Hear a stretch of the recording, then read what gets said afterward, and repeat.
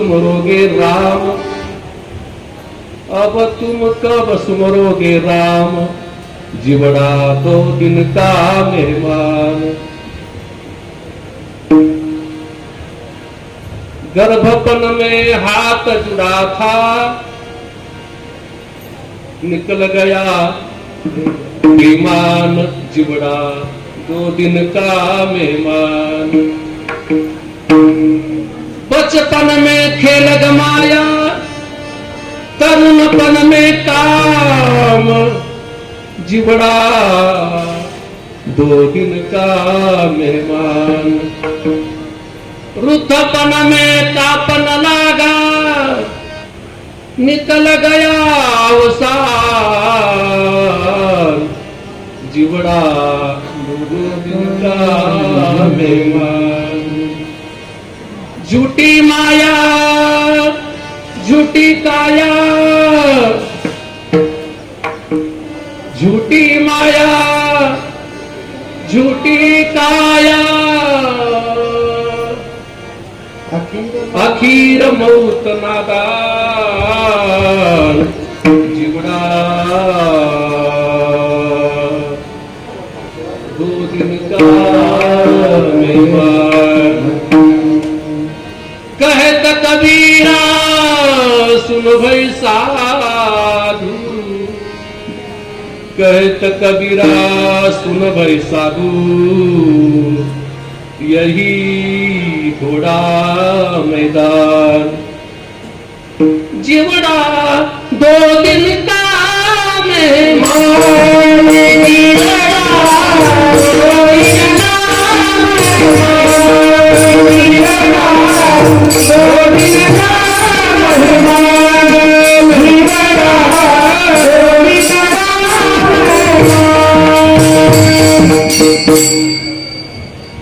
सेविकरता निवडलेला अभंग, दररोज आपण नाव देवीचे महासाधू संत नामदेव महाराज आधी पण संतांचं, पण आजचा अभंग संत कबीर महाराजांचा आहे। संत कबीर फार मोठे संत होते, अशा संत कबीर महाराजांचा हा जीवाला उपदेश करणारा, नश्वर असणाऱ्या या देहाची आठवण करून देणारा, आणि देवाचं स्मरण आपण केव्हा करणार, देवाची आठवण आपण केव्हा करणार, याबद्दल चिंतन करणारा गोड असा अभंग आज सेवेकरता निवडला।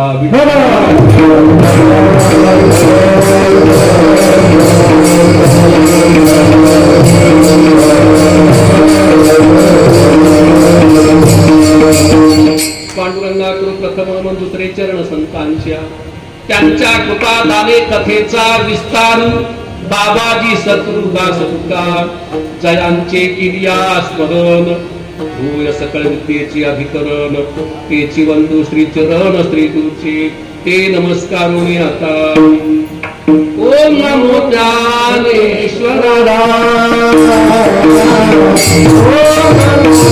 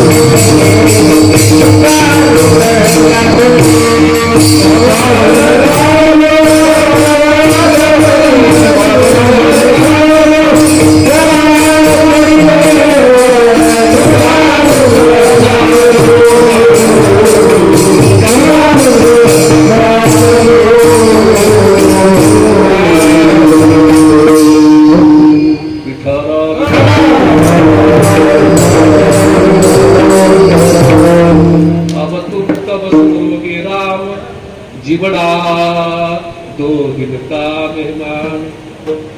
आजची ही कीर्तन सेवा किम निमित्तानं आहे सर्वांना ज्ञात आहे. वक्त्याचं प्रथम कर्तव्य असतं आपल्या गावातील प्रतिष्ठित नागरिक, शेतीनिष्ठ आणि वारकरी जीवन जगणारे. आज असं वाटतं पंढरीचे वारकरी पंढरीच्या वारीलाच गेले, कारण हा महिना वारीचाच महिना आहे.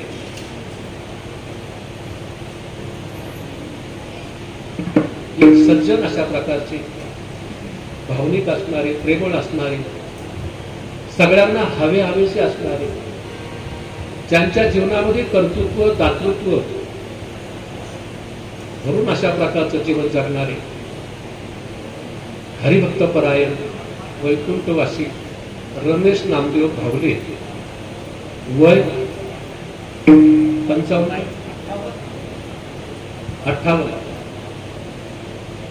वय 58. आज यांचं वर्ष श्राद्ध आहे. तसं आता अधिक महिन्यामुळे एक महिना पुढे सरकलो आपण, एक महिना मध्येच आला. ज्या दिवशी रमेश भाऊंचं चालू झालं दुर्दैवानं त्याच तारखेला आता किती दिवस झाले, पहिल्यांदा 15 दिवसापूर्वीच त्यांच्या बहिणीचे निधन झालं.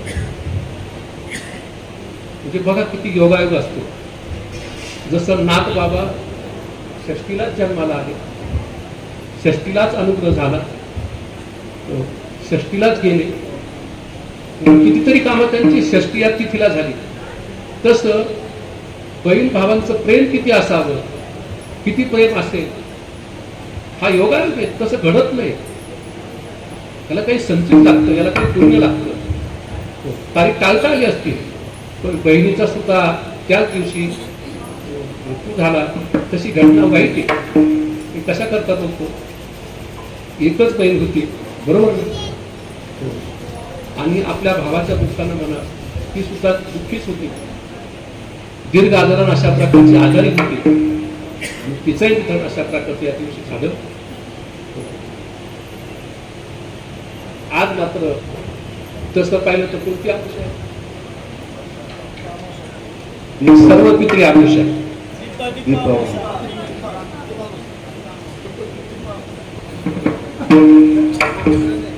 मी का बोलतो असं? हा पितृपक्षाचा कार्यक्रम आहे. पितृचं आपण पूजन करतोय.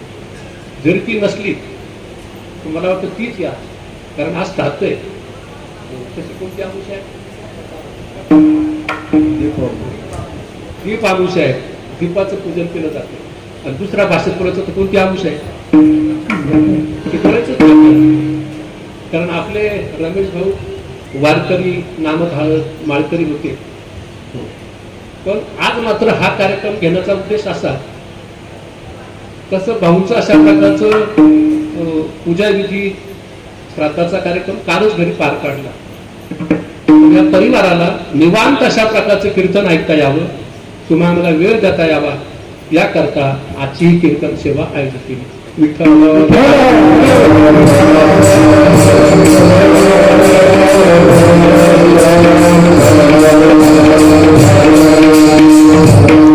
मनुष्य जन्माला येतो आणि एक दिवस या मृत्यूमुखातून जातो. येणं आपल्या हातामध्ये नाही, जाणं सुद्धा आपल्या हातात नाही, राहणं तरी आहे आपल्या हातात. किती दिवस राहायचं असं काही ठरलेलं असतं. म्हणजे किती दिवस राहायचं हेही आपल्या हातात नाही. केव्हा जन्माला यायचं हे बी आपल्या हातात नाही. पण केव्हा इथून जायचं हे तरी आपल्या हातात आहे का? त्यावेळेला ही बातमी मी ऐकली रमेश भाऊची. रमेश भाऊ गेले, मला खूप मोठा धक्का बसला. ज्यांची समाजाला गरज आहे, परिवाराला गरज आहे, म्हणजे वडिलांनंतर ज्यांनी या परिवाराचं पालकत्व स्वीकारलं, आपल्या सगळ्या भावंडांना सांभाळलं, एकत्रित कुटुंब अशा प्रकारचं वाढवलं. मला सुरेश भाऊ बोलले, महाराज 30 वर्षापूर्वी आमची परिस्थिती नाजूक होती.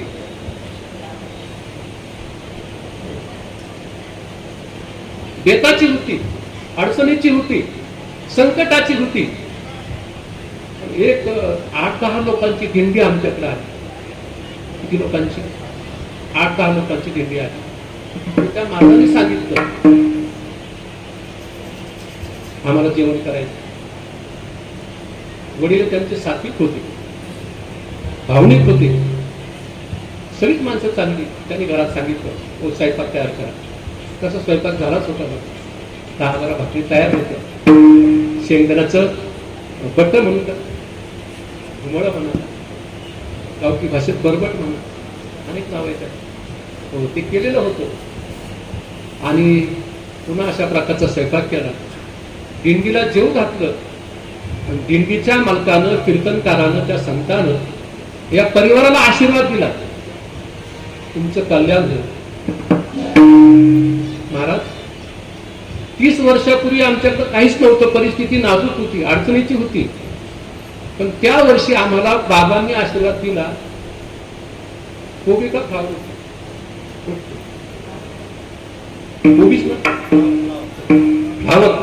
फ्लावरचे त्या वर्षी 15,000 रुपये आले. त्या काळात नाही झाले ते 30 वर्षापूर्वी. तशी अशा प्रकारची प्रगतीची भरभराट झाली.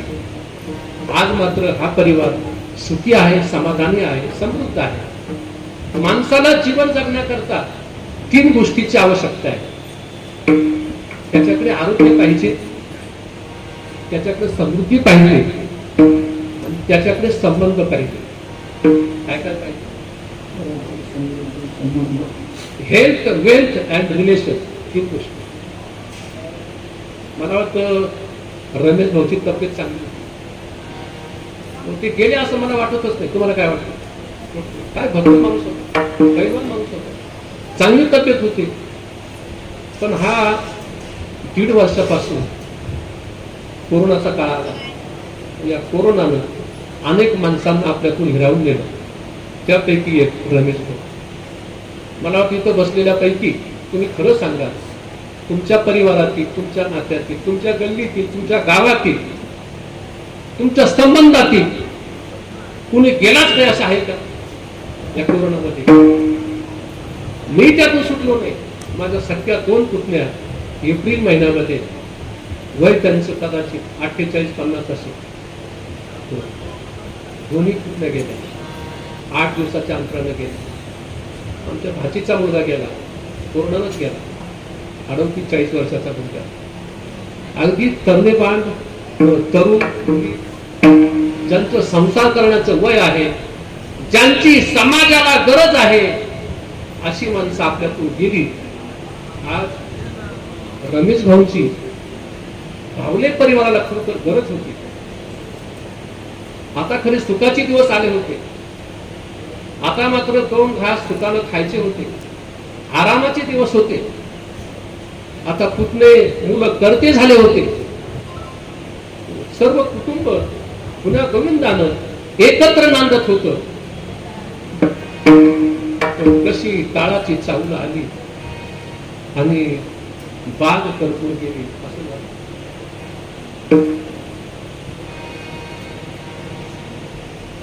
कोरोना रोगाची गोष्ट सांगतो हात जोडून, हात जोडून मंडळी घ्या तुम्ही ऐकून. देशामध्ये देश होते सर्व मिसळून, एका देशानं केली घाण नाव त्याच चिन.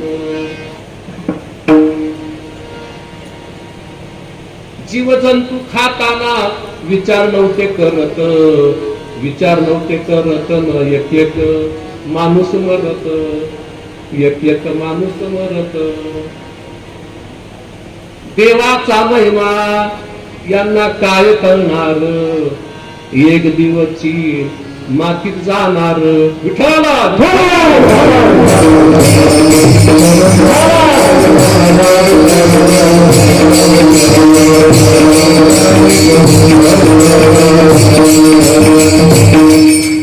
शास्त्रामध्ये असं सांगितलंय, या कलियुगाची ऐका दादा थोडी. पुढचं म्हणत नाही. हे जे संकट येणार आहे, हे संतांनी भविष्यवाणी म्हणून अशा प्रकारची तरतूद करून ठेवली. काय काय घडलं पण ती घडत चाललं. आता मला वाटतं पृथ्वीवरती जीवाचं मोजं जास्त झालं असेल, लोकसंख्या जास्त झाली असेल, देवाला तो समतोल राखावा लागतो. त्यातून मग अशा प्रकारचं काहीतरी दर 100 वर्षाला एखादा आजार येतो, एखादा रोग येतो आणि पृथ्वीवरती अशा प्रकारचे. तर देवाला आमची अशी प्रार्थना, देवा तू चांगले माणसं कशाला देतो, तुला नाही तर वाईट माणसं मिळणार ज्यांची समाजाला गरज नाही, ज्यांचा समाजाला भार आहे, तर ज्यांचं आम्हाला तोंड पावशी वाटत नाही, असे माणसं समोर दिसल्याशिवाय राहत नाही. ज्यांची गरज आहे ते मात्र राहायला तयार नाही. विठ्ठल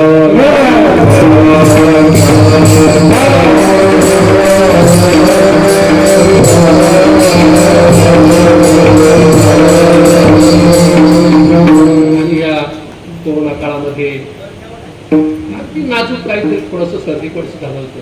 असं बरोबर शिवाजी नाजूक काहीतरी झालं होतं.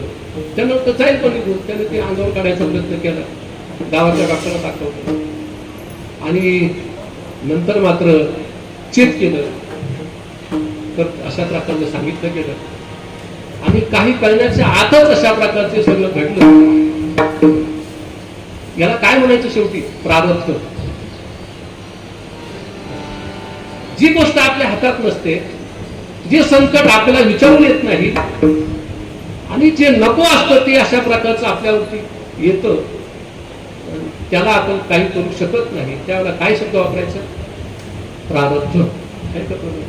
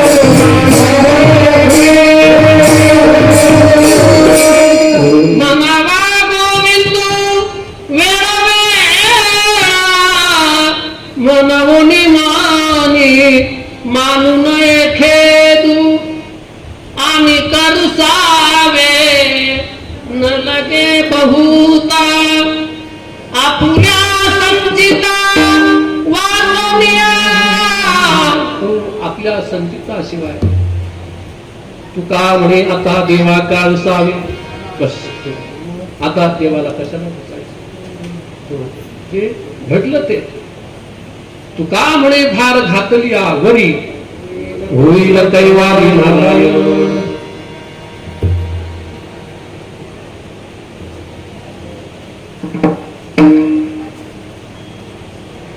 काही गोष्टी आपल्या हातात नसतात. जी गोष्ट हातात नसते ती नशिबात असते असं म्हणतात. काल लाटीचे लिहिले काही केले काळे गोरे पण. आपण जन्माला येताना आपला जन्म कुठं व्हावा, कोणाच्या कुटी व्हावा, कोणत्या गावात व्हावा, कोणाच्या सहवासामध्ये व्हावा, आपले वडील कोण असावे, आपली आई कोण असेल, सगळं ठरलेलं असतं बरं का? ठरलेलं असतं. आपलं आयुष्य किती असावं, आपलं लग्न कोणाबरोबर व्हावं, आपल्याला मुलं किती व्हावे, कोणते व्हावे, सगळं ठरलेलं. आपल्या कोणते कोणते आजार यावे ठरलेले. याला प्रारब्ध म्हणतात, याला कर्म असं म्हणतात, याला संचित असं म्हणतात. आणि आपण किती आयुष्य जगणार आहोत, किती काळ या पृथ्वीवरती राहणार आहोत हे ठरलेलं आहे. याच्यामध्ये बदल करता येत नाही आणि म्हणून या ठिकाणी आपल्याला काही करता येत नाही. रमेश भाऊच्या बाबतीमध्ये म्हणा किंवा अनेक आपले चांगली माणसं गेली, सज्जन माणसं गेली, ज्यांची गरज होती कुटुंबाला. आज काही परिवार उघडे पडले, आज काहीच्या चुली पेटणार नाही अशी परिस्थिती आहे. काही काही घरामध्ये एकच माणूस गेलं, दुसरं भाऊ एकच माणूस गेलं काही घरात, पण काही काही घराला कुलपं लागले. कोणाचा बापही गेला कोरोना, आई गेली, भाऊ गेले, बहिणी गेले, असे बरेच आपण बघितले उदाहरण. हो, लहान लहान बालकं राहिले ते आता सरकार सांभाळणार म्हणजे त्यापेक्षा आपलं बरं आहे असं म्हणायचं. विठाला विठाला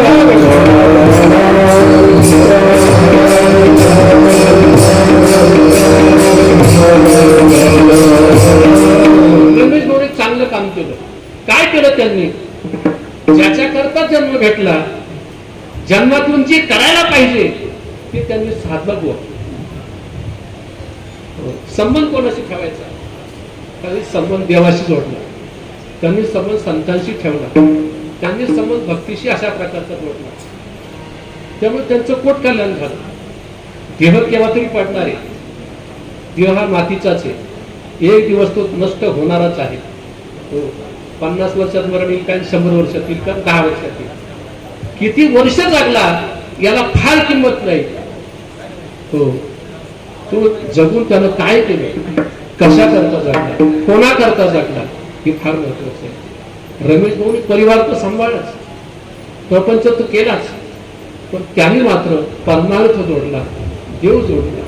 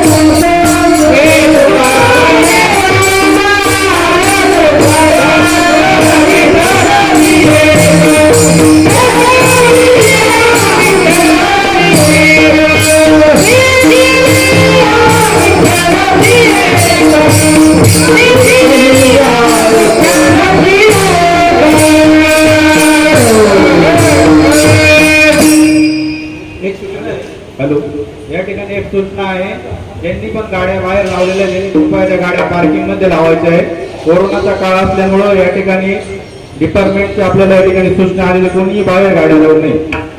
कृपया सर्वांनी गाड्यामध्ये आणा, उठून गेली तरी चालेल. सूचना संपली. विठाला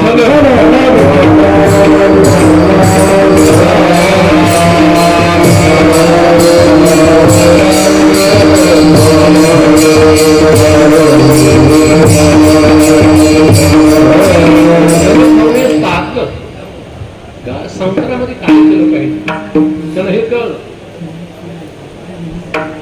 हे तो एक संत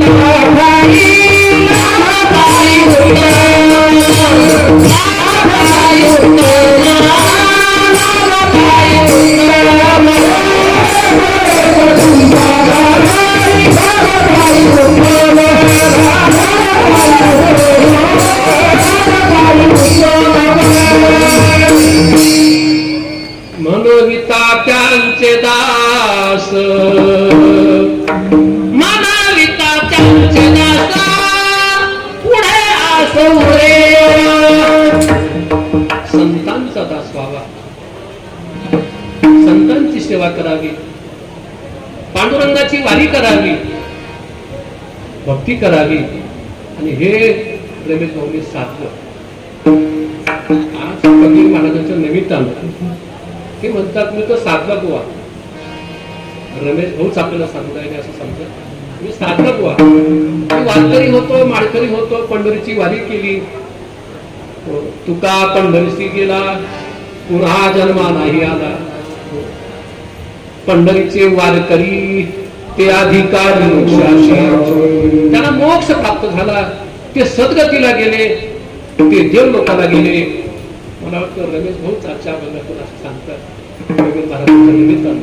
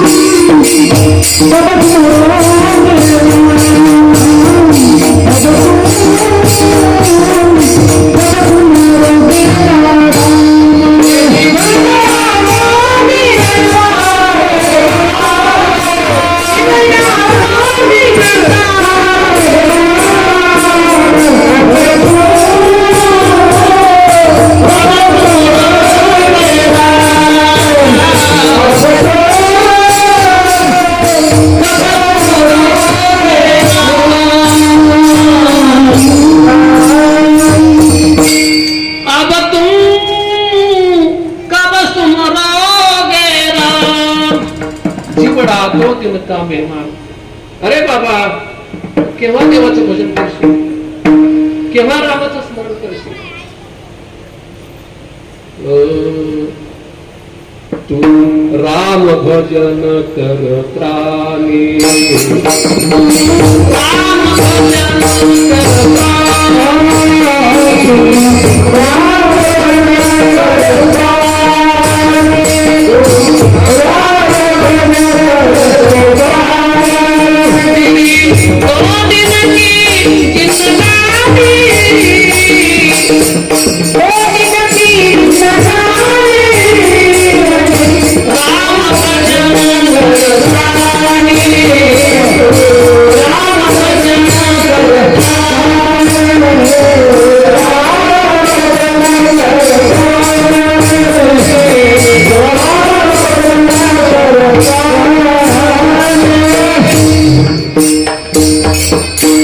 किती दिवसाचं जेवण सांगितलं.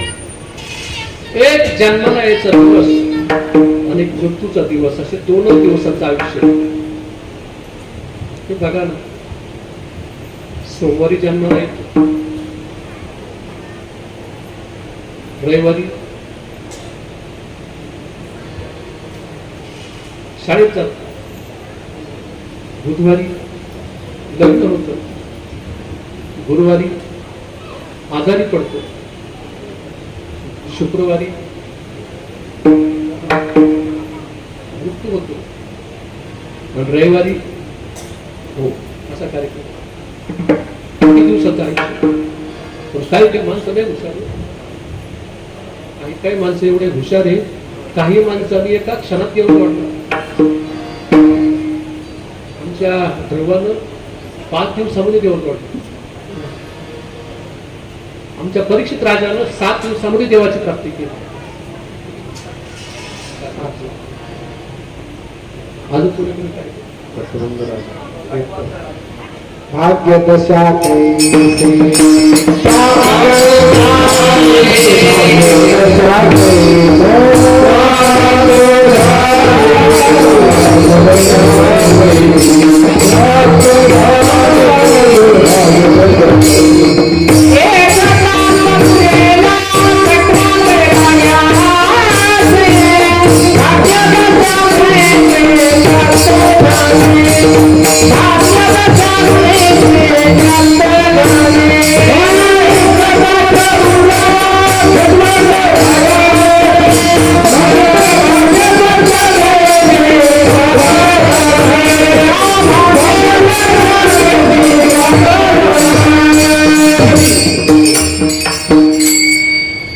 एक तास उरला खटवांगरायासी भाग्य दशा कैसी प्राप्त झाली. त्यांनी एका तासात जमवलं तुला, काही 7 दिवसात जमवलं. सर्वांना 5 दिवसामध्ये जमवलं, म्हणजे देवाची प्राप्ती केली. आपण सुद्धा ते केलं पाहिजे. आईशी जोडी करा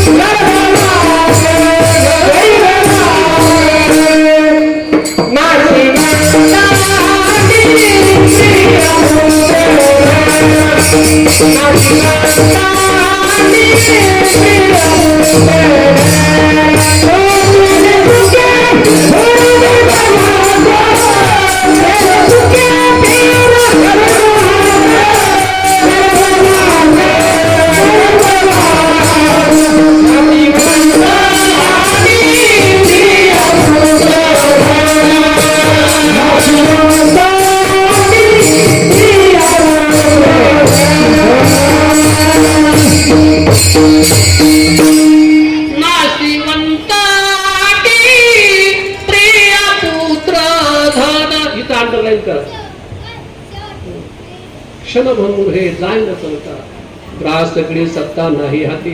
आणि आताच्या आपल्याला म्हणतात कसं काय झालं तरी गेली. बोलता बोलता माणसं जातात, त्याच्यामध्ये आपला नंबर आहे. आणि म्हणून आपण सावध झालं पाहिजे. सावध होऊन काय केलं पाहिजे? सावध झालो सावध झालो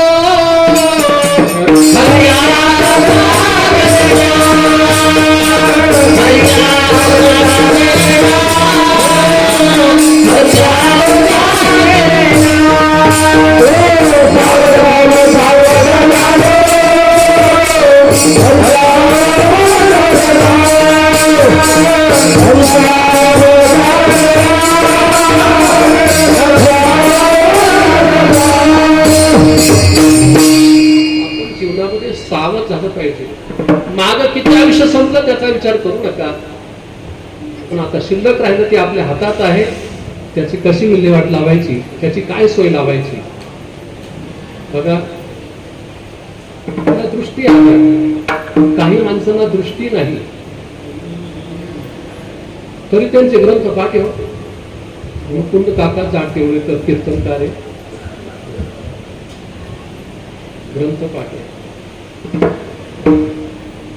तुम्हाला देवाला दृष्टी दिली, कशाला दृष्टी दिली हो? का देवाला डोळे दिले असतील आपल्याला? हे जग पाहण्याकरता दिले, नातं गोतं ओळखण्याकरता दिले, परिवार ओळखण्याकरता दिले, समाजाचं भलं करण्याकरता दृष्टी दिली आपल्याला. आपल्याकडे दृष्टी आहे पण दृष्टी कोण नाही. का संतांची शरणागती करायची? रमेश भाऊला दृष्टिकोन होता, त्यांनी मात्र याच जन्मात देवाची प्राप्ती करून घेतली. मला वाटतं आपले सगळे वारपाटे छोटे, पिवळे कपड्यावाली मुलगी काय नव्हती, छोटी छोटी आराध्य, चांगलं नाव बरं. किती वार आहे वार?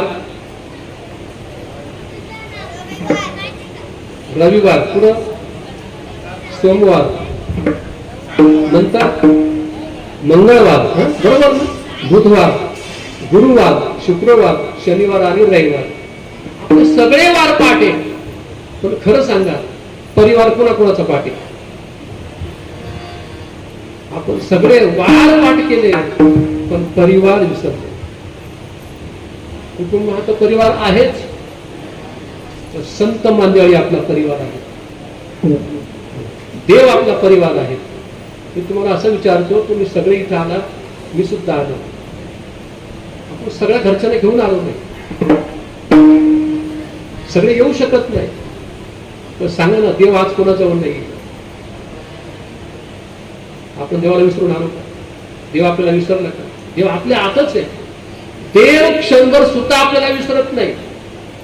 सांगा ना, आपण देवाला विसरायचं का? ज्या दिवशी देव आपल्याला विसरेल त्या दिवशी राम बोलो हे राम, 4 खांदेकर 5वा पांगाड्या. काय केलं पाहिजे आपण? अब तुम कब सुमरोगे राम,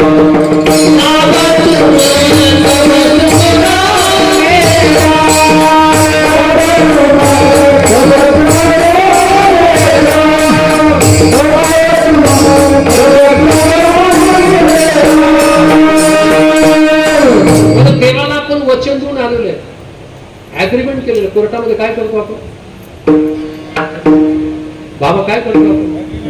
अशोक करार करतो ना. कसं आपण करार केलाय? करार, देवा मी तुला विसरणार नाही, तू फक्त मला जन्माला घाल.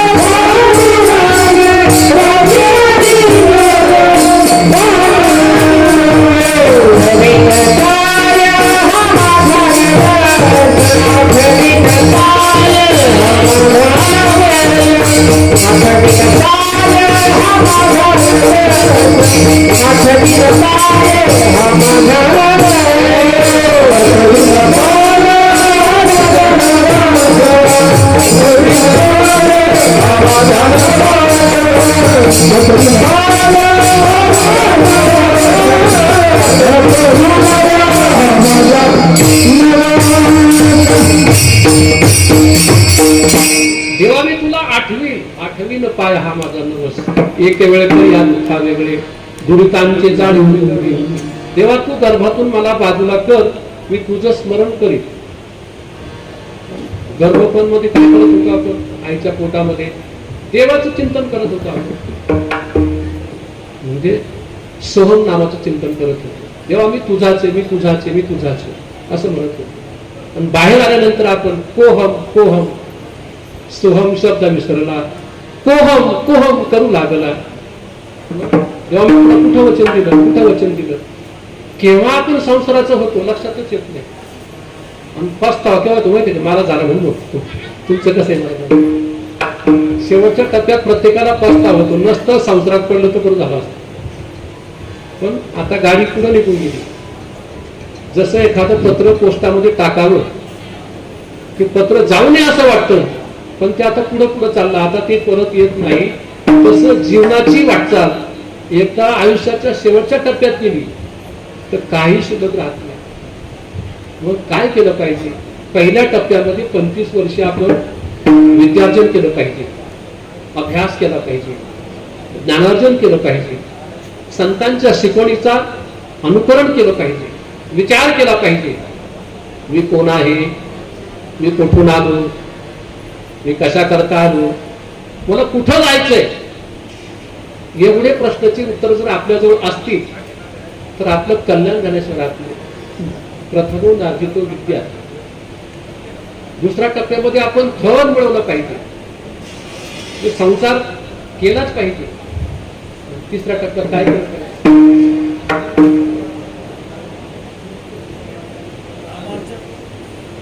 काही लोक आता हरियाणी करतात.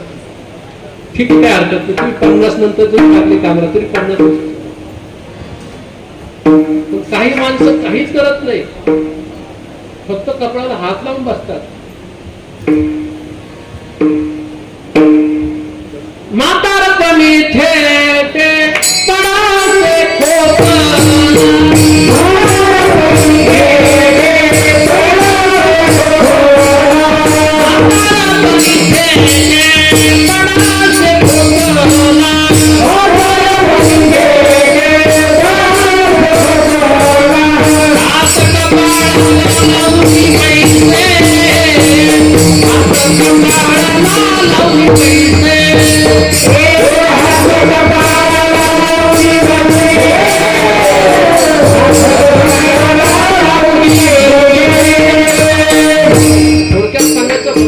पडाचे पस्तावा.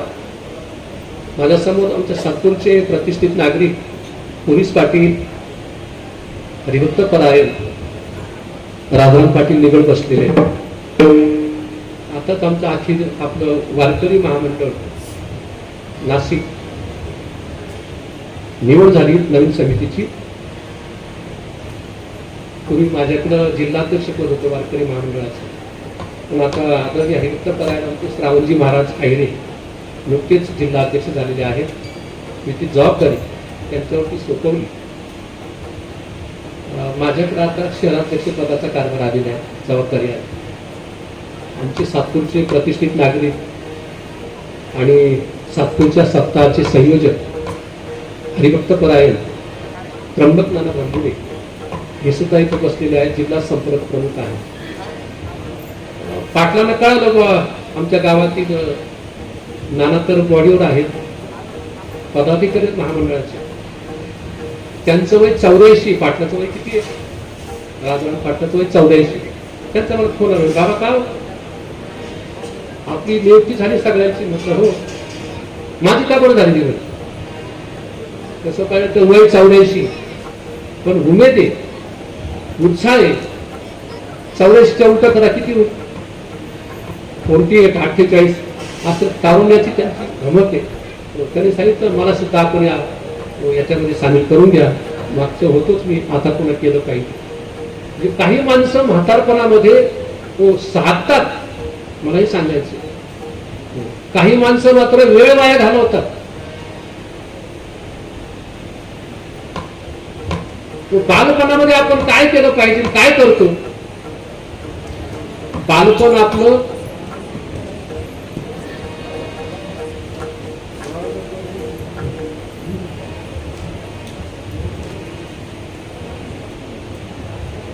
बालपणा गेलेले नाता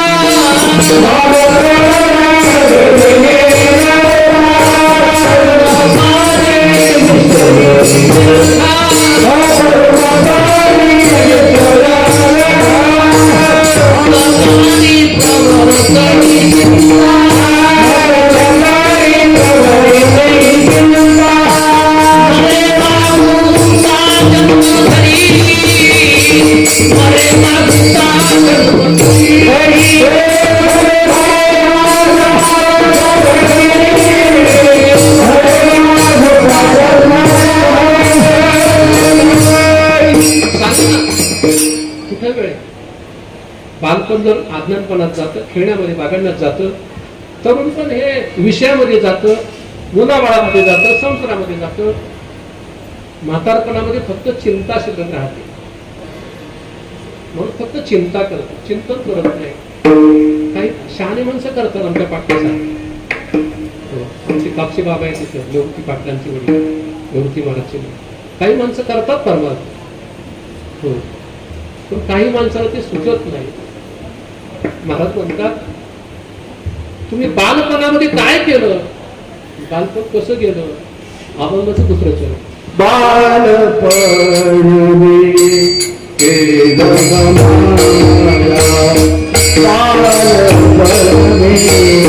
केलं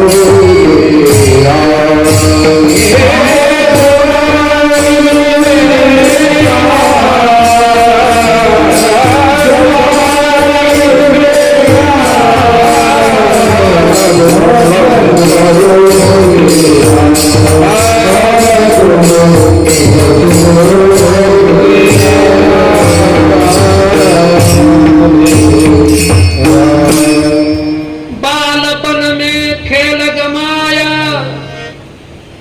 तरुणपन में काम, अब तुम कब सुमरोगे राम. बालपण खेळण्यामध्ये जातं, बागडण्यामध्ये जातं, शालेय शिक्षणामध्ये जातं, केव्हाही परमानंट होत नाही.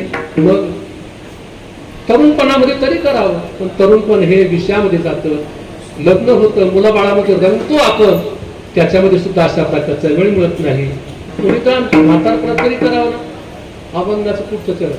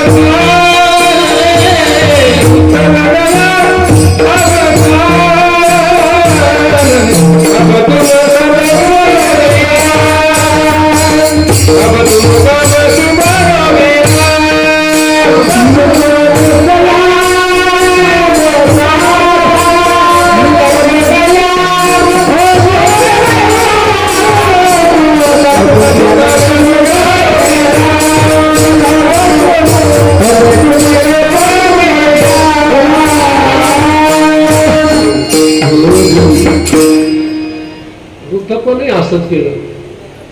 वृद्धपण में तापन लागा, निकल गया अवसान. बस महाराज म्हणतात, ज्या संसारामध्ये आपण पडलो, माया जांधळामध्ये आपण सापडलो, की तरी काय खरंय का? शास्त्राच्या संतांच्या भाषेत ते सुद्धा खोटं.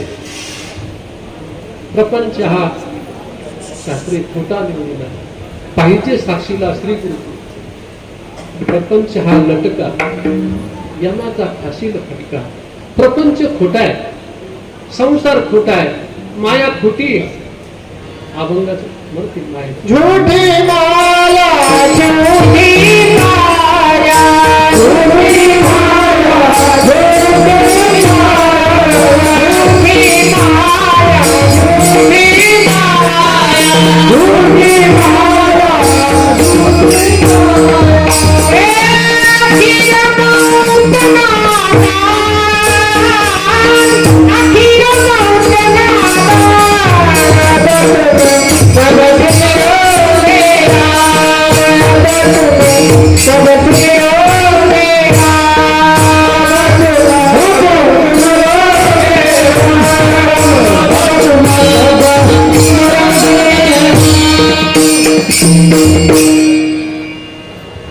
झूठी माया, झूठी काया, आखिर मौत नादान, अब तू कब सुमरोगे राम. एक दिवस मरण अटळ आहे, मृत्यू हा अटळ आहे, मृत्यू हा एक आहे, येणारच आहे, याची जाणीव ठेवून शेवटच्या चरणातून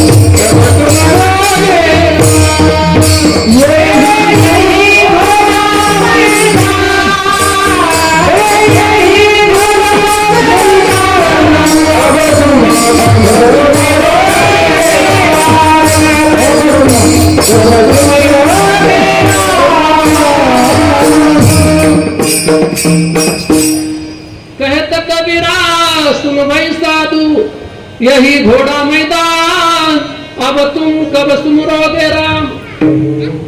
जीवनाच्या टप्प्यामध्ये ज्ञान संपादन केलं पाहिजे, सेवा केली पाहिजे, भक्ती केली पाहिजे, नामस्मरण केलं पाहिजे. वैकुंठवासी हरिभक्तपरायण रमेश नामदेव भावले यांनी आपल्या जीवनामध्ये साधलं. ते इथं गंगापूरची मंडळी आलेली पाटील कंपनी. जर पंक्तीची अडचण आली ते सांगायची, मी देऊ का पंगत, पंचपक्वानाची देतो, मला फक्त सांगा, कारण मी साक्षी आहे, मी जेवण नाही सांगत तात्पर्य. मग गावचा सप्ताह असेल, सप्ताह करता पंक्ती करता त्यांचा फार उत्साह राहायचा. अनेकांचा असतो, बावली परिवार, सगळेच आमचे नागरे परिवार, जेवढे परिवार आहेत सगळे चांगले ते विचार, खेटे परिवार आहे, सगळे परिवार, गावातली सगळी मंडळी चांगली आपली. पण रमेश भाऊंचा उत्साह इतका असायचा,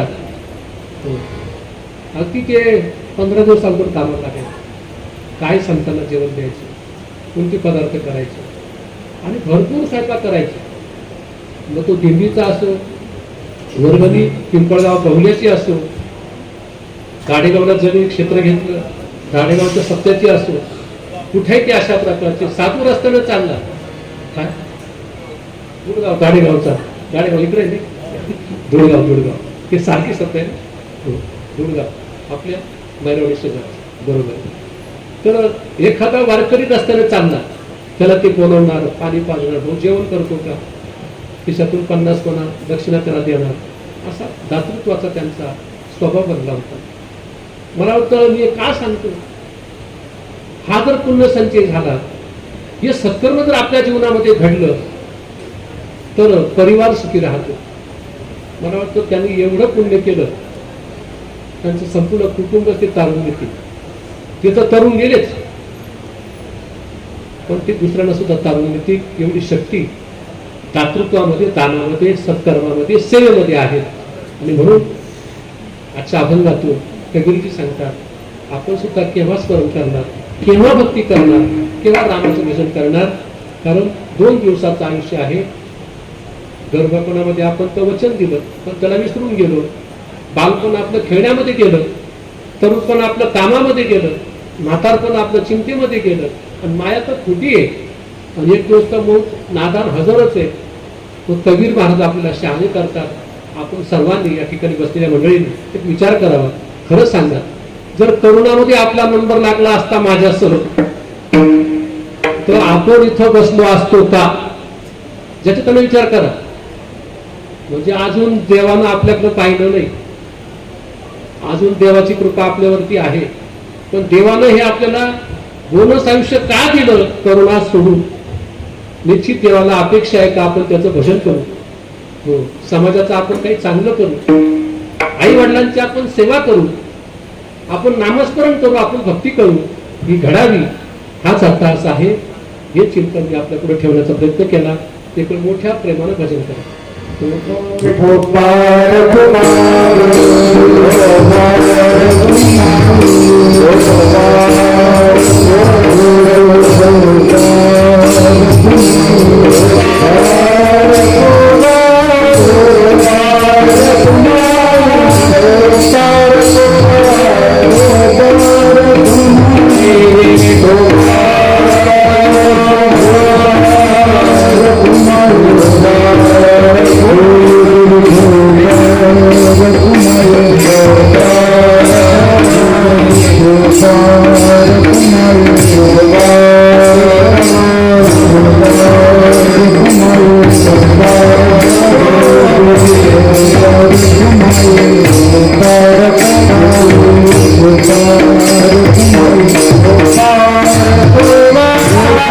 you.